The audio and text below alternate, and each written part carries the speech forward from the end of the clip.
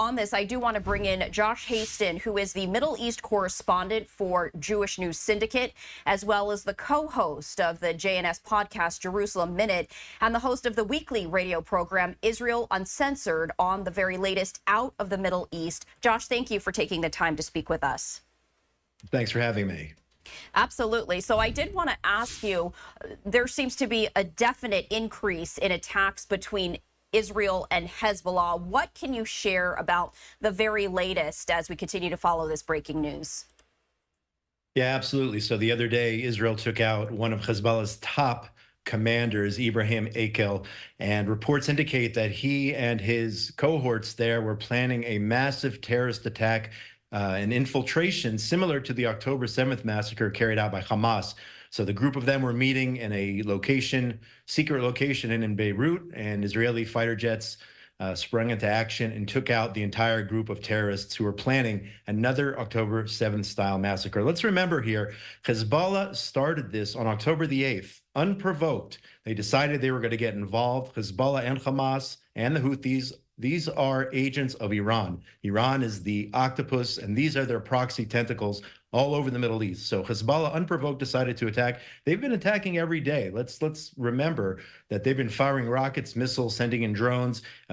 Dozens have been killed, including a teenager killed today who was in his car trying to get to safety after one of the air raid sirens. An Israeli 17-year-old was killed.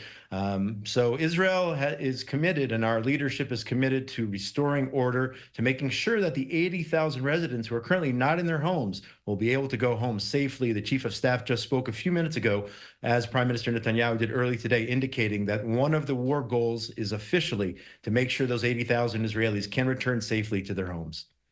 And yet this comes as a Hezbollah leader has declared an open-ended battle of reckoning. Very strong words. What does that mean? Yeah, I mean, look, again, they're attacking with rockets every day. Your camera angle there showed this the city of Haifa. So the rockets today have been traveling further south into Israel, striking near the Lake of Galilee, striking near Haifa, which is Israel's third largest city. So yes, Israel has caused extensive damage to Hezbollah, targeting those rockets, taking out key commanders, and also we haven't taken fully taken responsibility yet for the pager explosions there, those coordinated strikes and the walkie-talkies. But everyone is pointing towards Israel. So Israel is doing what it has to do in order to keep its residents safe. So Hezbollah has threatened many, many times. This isn't something new. This isn't something that started over the weekend. But yes, the rhetoric is definitely stronger. And Israel is confident, our leadership and the heads of the IDF are confident that Israel will respond in kind to keep all of our residents safe. And again, Israel saying that they will do whatever it takes to make sure that this area of Israel is safe and people can safely go back home. But when we take a look at the trajectory of all the events preceding today and following, what does this look like? Could this become an all-out war? Yeah, absolutely. Again, it goes back to what Iran wants. Iran is calling the shots here, whether in the north, whether in the south, whether the Houthis operating out of Yemen. Also, Israel today, there were two drones or missiles launched from Iraq. So we're fighting a war here on 7 fronts. It is very possible that this could escalate even further. It depends on what the Iranian leadership decides. They're the ones calling the shots. So we have to remember that they're the ones in charge. They're the ones advising Hezbollah, instructing Hezbollah what to do. So it's in the hands of Iran. So I think maximum pressure needs to be put on the Iranians in order to stop this behavior. But that being said, Iran is going full steam ahead towards nuclear weapons. So that's where they stand. Their goal is to destroy not only Israel, but the Western world. They call Israel the little Satan and the United States the great Satan. So this is really, very, very pertinent, not only to Israel or in the Middle East, but to the entire world, specifically the United States of America. And there will likely be international ripple effects. I do want to get to that because Iran really is behind Hamas, Hezbollah, the Houthi rebels. They're the ones, as you mentioned, making those decisions and allowing their proxies to carry these attacks out. As we look ahead, when it comes to Iran specifically, as you mentioned, they are inching closer to obtaining nuclear capability.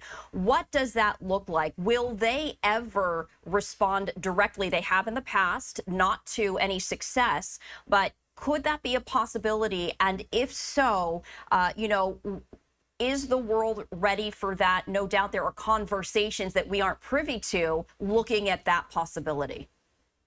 So first of all, let's remember Iran did try to strike Israel with a massive drone and missile attack back in April. That was their first attempt. And as they are pursuing nuclear weapons, the irony is here that the United Nations in New York, the General Assembly just the other day, passed resolutions against the state of Israel. We are the ones targeted on October 7th. We are the ones who are defending ourselves against all the Iranian proxies and the Iranian threat directly. But Israel has made it clear time and time again, if necessary, we will take action on our own. If others are not willing to step up on our behalf, Israel will go at it alone. And we've seen some of the different kinds of strikes. Look at the Hezbollah strike in terms of the pagers or whatnot. Israel has a long arm. We have a long reach. We can get to all of these leaders. We can get to those who are responsible, whether it's the Houthis, which we struck in Yemen. If necessary, we will go after the head of the octopus. We will go after Iran, hopefully with the support of the United States and all of our allies. But we will do, and our leaders have said it time and time again, we will do what is necessary to ensure the survival and the well-being of the residents of the state of Israel, the citizens of the state of Israel, even if it means going against world perception or the perception of Israel at the United Nations. We'll go at it alone if necessary, if it means our survival. And that's what Israeli Prime Minister Benjamin Netanyahu has stressed, that Israel will go at it alone, as you reiterated. But what is that line in the sand for the allies of Israel to actually, not just provide funding or weaponry, but perhaps boots on the ground or whatever that might look like? What would have to happen for that to occur? That's a great question, and I don't know. If you're talking about the Biden administration, for example, I don't know what it would take in order for them to say, "Hey, enough." In terms of Iran, over the last several years, Iran was crippled in terms of funding with the sanctions that were in place, and unfortunately, recently the administration lifted those sanctions. So it's very perplexing in terms of that type of policy, whether it's with Iran, whether it's with Hamas, the withholding of necessary weapons, which Israel needed, not only for Hamas, but also for Hezbollah by the administration. So I'd be curious to know. I know that the U.S. has sent warships to the region. Would they be used in a strike against Iran? That question remains to be seen. But nevertheless, I know for a fact that Iran's neighbors, they also fear. I'm talking about Bahrain, the United Arab Emirates, and those nations which have a peace deal with Israel. I'm talking about the Abraham Accords, the normalization deal. They know that they could come under attack as well from the Iranians. So it's in their best interests to side with Israel. I know it's very difficult, the position that they're in, directly bordering Iran, and also standing against their fellow Muslims or Arabs, whatever the case may be. It's difficult. They're in a difficult position, including Saudi Arabia as well. But at the end of the day, they certainly would be happy if Israel went forward and took out the nuclear threat, because they know they could be affected as well. Josh, I do have to ask you this, because we're 44 days from the United States presidential election. Does that timeline factor in at all with any sort of decision making when it comes to how to address the conflicts, the strategy from all sides? I hope not, because you could always delay things. You have the November elections, then you have the inauguration, which only happens in January. But Israel's been at this since October the 7th. It's almost a year, and it's taken longer than we thought. But that being said, Israel's made great progress in taking out Hamas. Just last week, we announced that the Rafah battalion of Hamas, even though the United States administration said Israel should not go into Rafah, we did. It was necessary in order to take out those terrorists. So I don't really think the U.S. election plays a huge role. Obviously, the Americans are our best friend, and best friends, and we know the American people stand behind Israel. There's no doubt about it. I'm completely convinced of that. But that being said, we cannot wait as long as we have these threats which are impacting us on a daily basis, the daily rockets, the drone strikes, the missile attacks, the Iranian threat, whether it's the ballistic missiles or the nuclear possibility of nuclear weapons.